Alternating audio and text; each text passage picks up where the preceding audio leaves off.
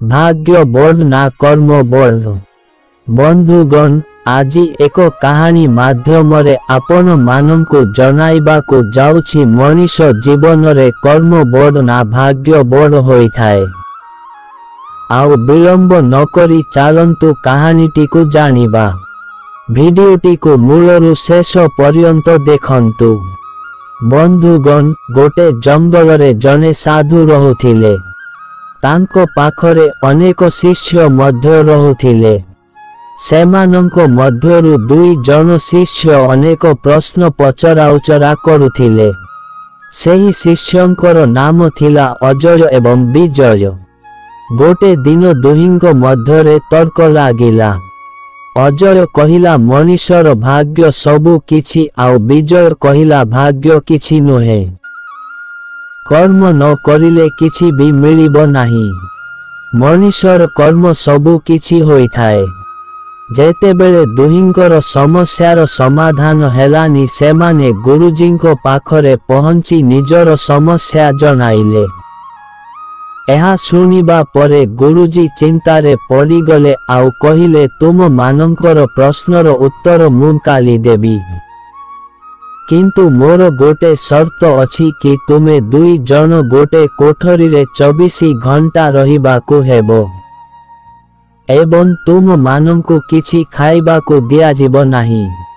एकथा सुनिबा परे शिष्य माने राजी हेले आउ दुई जनंकु गोटे कोठरी रे बंद करागला।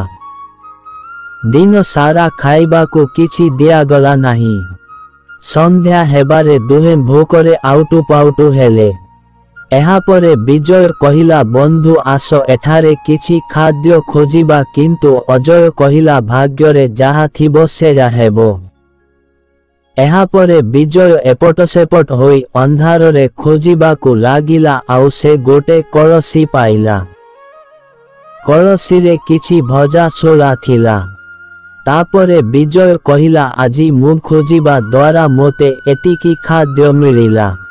जदि कर्म करी न थांती तेबे कौन मोते मिली थांता। अजय किंतु कहिला भाग्य ही बड़। जाहाकु सुनिबा परे विजय रागी जाई कहिला जदि तुम भाग्य बड़ तेबे भजा सोलारे किछि पत्थर भी रहिछि।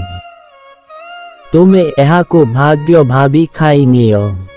राति पाहिला परे गुरुजी शिष्यंकु पचारिले तुमे कौन अनुभव कल। जाहार उत्तर रे दुई शिष्य निजर अनुभूति जनाइले। एहा परे अजय विजय देइथिबा पत्थर को गुरुजी को देला। किंतु देखिला बेलको पत्थर गुड़ाक हीरा पालटी जाइछि। जाहाकु देखि दुहे आश्चर्य होई गले। एहा परे गुरुजी शिष्य मानंकु प्रश्न कले कर्म बड़ ना भाग्य बड़।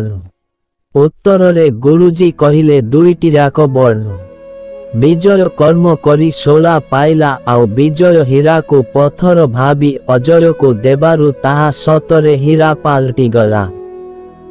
बंधुगण भिडियोटी भल लागिले भिडियो को गोटिए लाइक एवं आमर सत्य गाइडर यूट्यूब चैनल को सब्सक्राइब करिबा को भूलिबेनी। धन्यवाद। जय श्री कृष्ण।